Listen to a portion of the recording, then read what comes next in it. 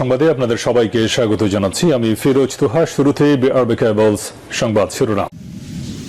যে আসন থেকে নির্বাচন করতে পারেন হাসনাত শারজিস আলমরা, এরপরে জানিয়ে দেব। সারা দেশে বিএনপির কর্মসূচি শুরু হচ্ছে আজ, এরপরে জানিয়ে দেব।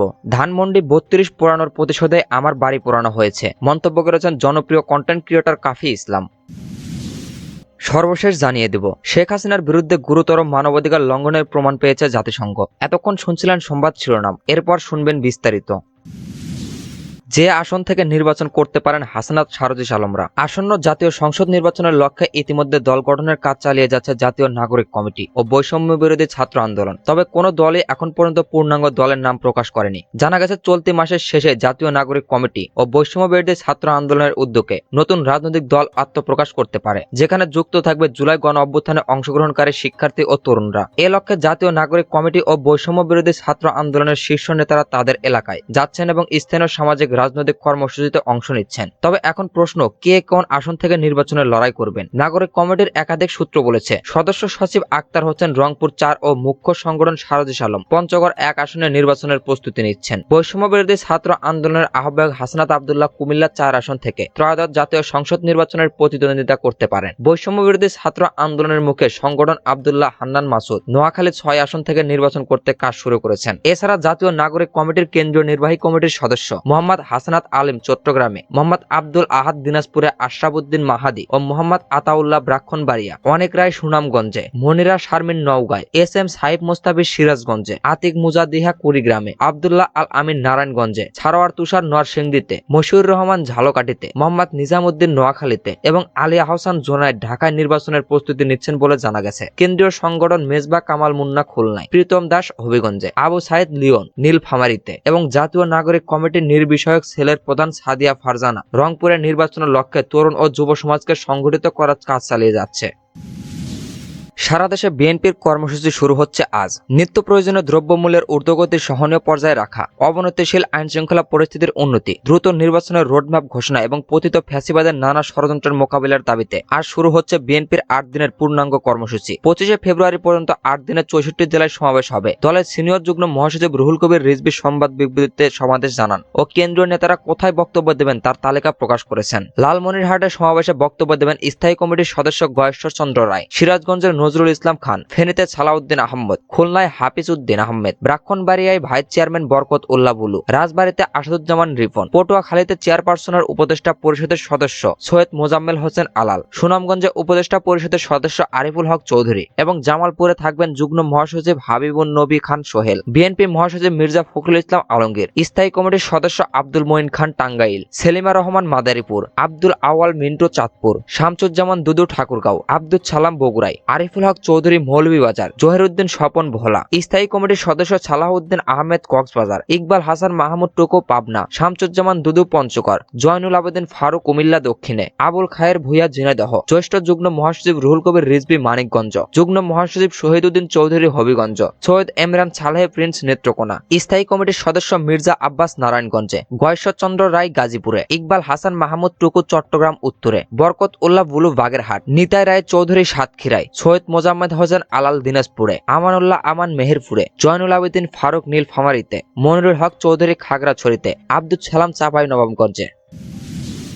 ধানমন্ডি ৩২ পোড়ানোর প্রতিশোধে আমার বাড়ি পোড়ানো হয়েছে, মন্তব্য করেছেন জনপ্রিয় কন্টেন্ট ক্রিয়েটর কাফি। কন্টেন্ট ক্রিয়েটর নুরুজ্জামান কাফি দাবি করেছেন, ধানমন্ডি ৩২ নম্বরের বাড়ি পোড়ানোর ঘটনার প্রতিশোধ নিতে তার বাড়ি পোড়ানো হয়েছে। বুধবার ১২ ফেব্রুয়ারি দুপুর ১২টায় পটুয়াখালীর কালপাড়া উপজেলার রাজপাড়া গ্রামের নিজ পোড়া ঘরের সামনে সংবাদ সম্মেলনে এ কথা বলেন কাফি। এ সময় বক্তব্য দিতে গিয়ে তিনি আবেগপ্রুত হয়ে পড়েন। কাফি বলেন, স্বৈরাচারের বিরুদ্ধে জীবনের ঝুঁকি নিয়ে আমি কথা বলেছি, মানুষের পক্ষে কথা বলেছি। শেখ হাসিনা বলেছেন, ধানমন্ডি যারা পুড়িয়েছেন তাদের বাড়িঘর পুড়িয়ে দেওয়া হবে, আর ঠিক সেই প্রতিশোধ হিসাবে আমার বাড়ি প্রথমে পুড়েছে। তিনি বলেন, আমার বাবা এবং ভাই আমার জন্য দুইবার কেঁদেছেন, একবার জুলাই আন্দোলনের সময় যখন আমি পালিয়ে গিয়েছিলাম, আর দ্বিতীয়বার আজ যখন আমার ঘর পোড়ানো হলো। বাবার সন্তান হিসাবে আজ আমি লজ্জিত। সংবাদ সম্মেলনে সরকারকে হুঁশিয়ারি দিয়ে কাফি বলেন, অন্তর্বর্তীকালীন সরকারকে উদ্দেশ্য করে বলছি, ৭ দিনের মধ্যে আমার ঘর পুনর্নির্মাণ এবং দোষীদের গ্রেপ্তার করা না হলে আমি একাই এই পোড়া বাড়ির সামনে রাস্তায় দাঁড়াবো। আমি কি সেটা আমি ৭ দিন পর দেখাবো। বিপ্লবী ছাত্র জনতার আমার সঙ্গে রয়েছে। এই পোড়া বাড়ির সামনে দাঁড়ালে টিএ মার্চ পর্যন্ত জ্যাম লেগে যাবে, দরকার হলে বিপ্লবী সরকারের ডাক দেব। তিনি আরো বলেন, 60% মানুষ ইতিমধ্যে সরকারকে ওপর থেকে আস্থা হারিয়ে ফেলেছে। আমরা আন্দোলনের সময় সরকারের কাছ থেকে কোনো সুবিধা চাইনি, উপদেষ্টাও হতে চাইনি, শুধু দেশের মানুষের নিরাপত্তা চেয়েছি, নিজের নিরাপত্তা চেয়েছি। অথচ আজ আমারই নিজের ঘর নেই। এ সময় কাফি দাবি করেন তার বাড়িতে আগুন লাগার ঘটনায় আওয়ামী লীগ এবং ছাত্রলীগ জড়িত। তিনি বলেন, এই আগুন হাসিনা লাগাননি, এখনকার মানুষ লাগিয়েছে, আওয়ামী লীগ লাগিয়েছে, ছাত্রলীগ লাগিয়েছে। দেশের এখনো আওয়ামী লীগের 70% লোকজন অ্যাক্টিভ। এই ফ্যাসিস্টের 20 দাঁত উপরে দিতে হবে। আইন শৃঙ্খলা রক্ষাকারী বাহিনীর পক্ষে অপরাধীদের অবশ্যই খুঁজে বের করা সম্ভব। সংবাদ সম্মেলনে কাফির বাবা ABM হাবিবুর রহমান ও বড় ভাই নুরুল্লাহ মামুন উপস্থিত ছিলেন। শেখ হাসিনার বিরুদ্ধে গুরুতর মানবাধিকার লঙ্ঘনের প্রমাণ পেয়েছে জাতিসংঘ।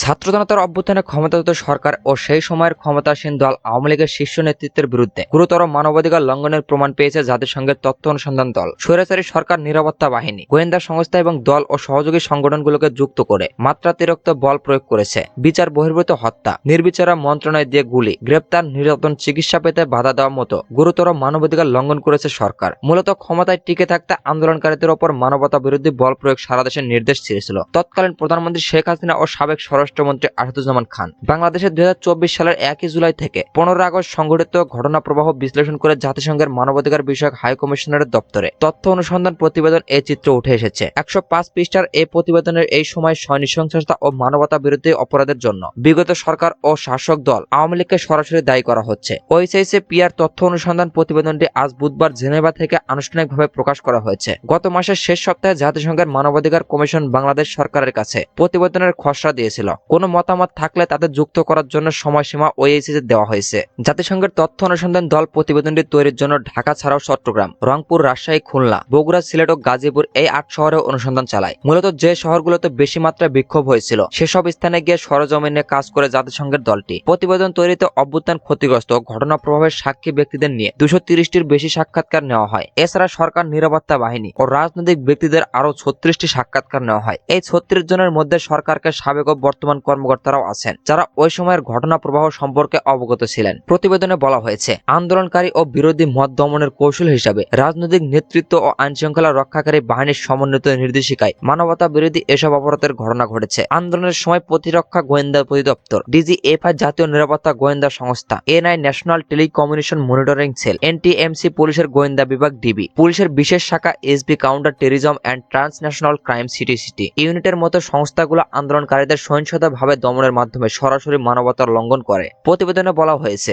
পুলিশ, আধা সামরিক বাহিনী ও গোয়েন্দা সংস্থাগুলোর শীর্ষ কর্মকর্তাদের সমন্বয়ে গঠিত করে কমিটিতে নিয়ে বৈঠকে নিয়মভাবে সভাপতিত্ব করতেন তৎকালীন স্বরাষ্ট্রমন্ত্রী। কর কমিটির বৈঠক, সামগ্রিক পদক্ষেপের কৌশলগত নির্দেশনার পাশাপাশি মাঠ পর্যায়ে বাহিনী মোতায়েন ও সুনির্দিষ্ট গুরুত্বপূর্ণ অভিযান নিয়ে আলোচনা হতো। এর পাশাপাশি সমন্বয়কভাবে স্বরাষ্ট্রমন্ত্রীর সমন্বয়ক প্রক্রিয়ায় সম্পূরক হিসাবে প্রধানমন্ত্রীর কার্যালয় এই প্রক্রিয়ায় সরাসরি যুক্ত ছিল। জুলাইয়ের মাঝামাঝি থেকে 5 আগস্ট পর্যন্ত তৎকালীন প্রধানমন্ত্রী SB, DGFI ও NI এর প্রধানের কাছে থেকে নিয়মিতভাবে সরাসরি প্রতিবেদন পেতেন। এ ধরনের গোয়েন্দা মাত্রাতিরিক্ত বল প্রয়োগ বিষয়ে শেখ হাসিনাকে সতর্ক করা হয়েছিল। একই ধরনের উদ্যোগে আগস্টের শুরুতেও তৎকালীন প্রধানমন্ত্রীর কাছে তুলে ধরা হয়। 29 জুলাই মন্ত্রী পরিষদের বৈঠকে আন্দোলনের সংক্রান্ত বিষয়গুলো প্রধানমন্ত্রী তুলে ধরেন। আর আন্দোলনের সময় তৎকালীন প্রধানমন্ত্রী ও তার জ্যেষ্ঠ উপদেষ্টা সরাসরি ও টেলিফোন নিরাপত্তা বাহিনীর জ্যেষ্ঠ কর্মকর্তাদের আদেশ দিতেন ও সার্বিক অপারেশন পর্যবেক্ষণ করতেন।